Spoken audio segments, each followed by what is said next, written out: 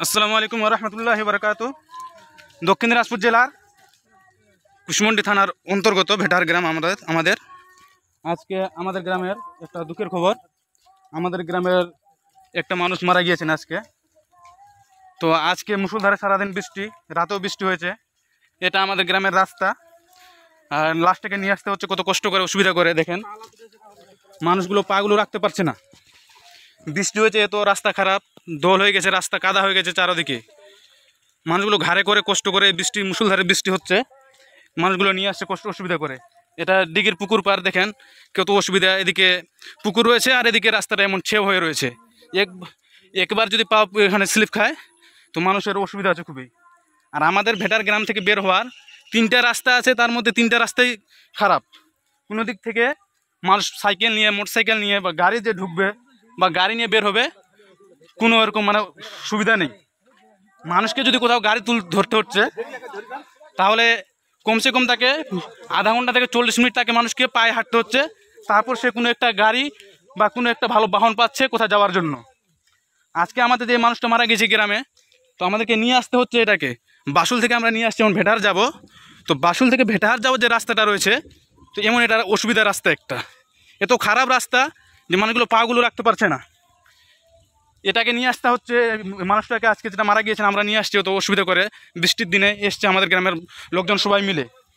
কিন্তু এটা একটা ঘটনা নয়, এর আগে অনেক এমন ঘটনা হয়েছে যেগুলো আমরা বলিনি বা সোশ্যাল মিডিয়া ছাড়িনি। এর আগে মানুষ যারা ডেলিভারি হয়, গর্ভবতী মহিলা, তাদেরকে হঠাৎ করে হসপিটাল নিয়ে যেতে হয় রাতে, এমন করে আমাদেরকে অসুবিধা করে রাতে নিয়ে যেতে হয় বাড়িতে। হ্যাঁ, তারপর এটা রাস্তা আপনারা দেখতে পাচ্ছেন সামনে, রাস্তার অবস্থা আপনারা দেখতে পাচ্ছেন সামনে, দেখবেন আরও কত খারাপ রয়েছে। পুরো রাস্তাটাই এরকম, শুধু পুরো রাস্তাটাই এরকম নয়। রাতে হঠাৎ করে যদি কারো কিছু হচ্ছে, অসুবিধা বা ডক্টরের প্রয়োজন, তো ডাক্তার তো আসতেই চাইবে না এই রাস্তায়, এত খারাপ রাস্তা। আবার নিয়ে যে যাবে, তো নিয়ে যাওয়ার জন্য গাড়িতে করে নিয়ে যাবে, তাও কোনো অসুবিধা, কোনো সুযোগ নেই। এই রাস্তাটা দেখেন, এটা কেমন করে যায় মানুষগুলো, পুরো কাদা হয়ে আছে চারিদিকে, যা ক্ষেত, ধান ক্ষেত। দেখেন আপনার কত রাস্তাটা খারাপ হয়ে আছে। এদিকে নিয়ে আসছে আমাদের গ্রামের লোকজনগুলো সবাই মিলে, দেখেন এত অসুবিধা। হ্যাঁ, দেখেন কত অসুবিধা করে নিয়ে আসতে হচ্ছে দোল কাদাতে।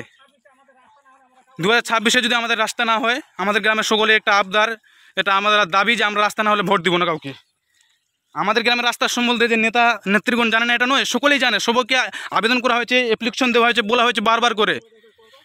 আমাদের এর মেম্বার রয়েছে তেলপুকুরের নজরুল ইসলাম মেম্বার রয়েছে, তিনিও এটা জানেন।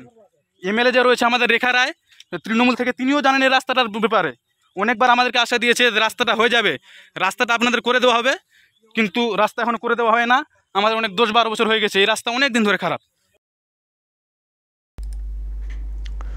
দর্শক দেখছেন, এই ভিডিও সামনে এসছে দক্ষিণ দিনাজপুর বলা হলো।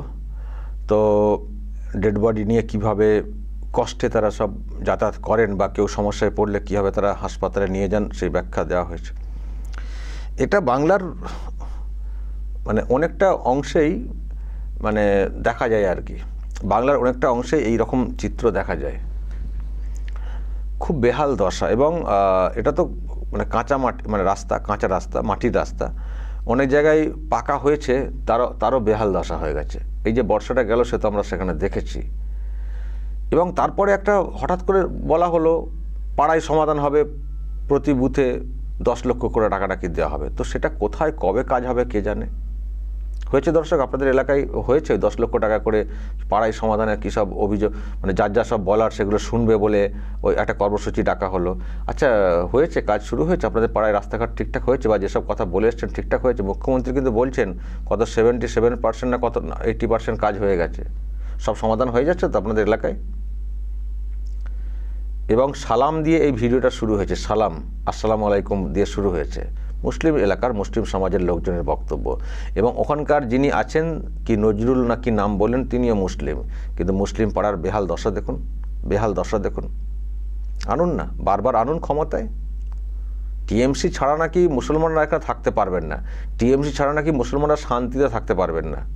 এই তো শান্তিতে, এই তো মরেও শান্তি নেই, মরেও শান্তি নেই, লাশ নিয়ে যাওয়ার রাস্তাঘাট নেই, পিছলে পড়ে গেলে পুকুরে লাশ পড়ে যাবে, সাইডে লাশ পড়ে যাবে, জমিতে পড়ে যাবে, যাচ্ছে তাই কাণ্ড। এই তো করেছেন মুসলিমদের ভোটে বারবার ক্ষমতায় টিকে থাকা। কিন্তু যেসব এলাকা মুসলিমদের, আমি জানি সেই সব এলাকা সব থেকে পিছিয়ে রাখা হয়েছে। আমি একটা ওদিকে আমি শুনছিলাম, মানে একটা উপনির্বাচন হলো না, ওই যেখানে তামান্না বলে বাচ্চা মেয়েটাকে মেরে ফেলালো, ওই এলাকায় ভোটের সময় আমি শুনেছি মুসলিম অধ্যুষিত এলাকা, ভোট বিরাট পায় ওখানে টিএমসি, কিন্তু উন্নতি দেখছি নেই। এমনকি টিএমসি যিনি প্রার্থী হয়েছিলেন তারও গাড়ি তো আটকে গেছিলো, একটু জল মানে বৃষ্টি হয়েছিল, তার গাড়ি আটকে গেছিলো, মানে এমন অবস্থা রাস্তাঘাটের। আসলে এই টিএমসি যেটা করে, আমি বারবার বলি, এরা মুসলিমদেরকে ইউজ করে। কিভাবে ইউজ করে বলুন তো? সুরসুরি দিয়ে যে আমাকে ভোট দাও, নাহলে তোমরা থাকতে পারবে না, এনআরসি হয়ে যাবে, এইসব হয়ে যাবে। সুরসুরি দিয়ে ভোটটাকে আদায় করে, মানে উন্নতি করে না। তারা মনে করে টিএমসি যে এদেরকে সুরসুরি দিলেই ভোটটা হয়ে যাবে, এদের জন্য খরচা করতে হবে না, খরচা অন্যদিকে করতে হবে, সেখান থেকে ভোটটা সহজে আসবে না, তো সেদিকে খরচা করতে হবে। আর মুসলমানদের ব্যাপারে অত খরচা করতে হবে না, ওদেরকে ভয় দেখালেই ভোটটা দিয়ে দেবে। আর সত্যি মুসলমানদের লোকেরা ভয়ও পেয়ে যান, আমার না থাকলে এলাকায় থাকতে পারবে না, ব্যাস দাও দিদিকে ভোট দাও, সেভাবে আদায় করে নেয়। ফলে তারা খরচা করার কোনো প্রয়োজনই মনে করে না। এবং সেই জন্য মুসলিম অধ্যুষিত এলাকা দেখবেন সব থেকে পিছিয়ে। রাস্তাঘাট অন্য দিক দিয়ে তো পিছিয়ে আছেই, আর রাস্তাঘাটের দিকগুলো দেখবেন সব থেকে পিছিয়ে। বিশেষ করে এইসব প্রত্যন্ত এলাকা সেগুলো দেখবেন একেবারে বেহাল অবস্থা, ঢুকতে মানে নাজেহাল হয়ে যেতে হবে। তো এই বক্তব্য উঠে এসছে, বুঝুন এবার একটু বুঝুন। বিজেপি এলে নাকি সব সর্বনাশ হয়ে যাবে, তাই টিএমসিকে রাখতে হবে। রাখুন, বুঝুন এই অবস্থা। এখন বলা হচ্ছে নাকি রাস্তা না করলে 26-এ ভোট দেব না, বলা হচ্ছে। আবার দেখবেন 26-এ যখন ভোট আসবে তখন দেখবেন এইভাবেই, মানে আবার ওই যে নিশ্চয়ই আগে বলা হয়েছিল রাস্তা করে দেওয়া হবে, দেখবেন এবারও বলা হবে। ফলে সেটা বলার পরে, মানে প্রতিশ্রুতি দেওয়ার পরে যদি আবার সেটা মেনে নিয়ে আবার যদি ভোট দিয়ে দেন, তারপর আবার বুঝবেন, 1 বছর পর থেকে বুঝবেন, কিচ্ছু হবে না।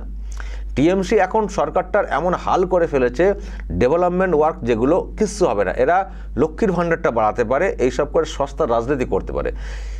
লক্ষ্মীর ভাণ্ডার দেবে একদিক দিয়ে, পকেট দিয়ে কেটেও নেবে ইলেকট্রিক মিটারে, মানে চার্জ বাড়িয়ে দিয়ে। আর বাকি উন্নয়নমূলক কিচ্ছু হবে না। আর এমনিতে তো নিয়োগ টিয়োগ কিছু নেই, অন্যরা খরচাও তার করছে না। আর রাস্তাঘাট হবে না, শুধু ললিপপ দেখানো হবে, পাড়ায় সমাধান, ঘরের সমাধান, এরপরে দেখবে আবার কী নাম দেয়, ঘরের সমাধান না কী নাম দেবে, এই সব চলবে, একটার পর একটাই চলবে, কিন্তু কোনো সমাধান আদতে হবে না।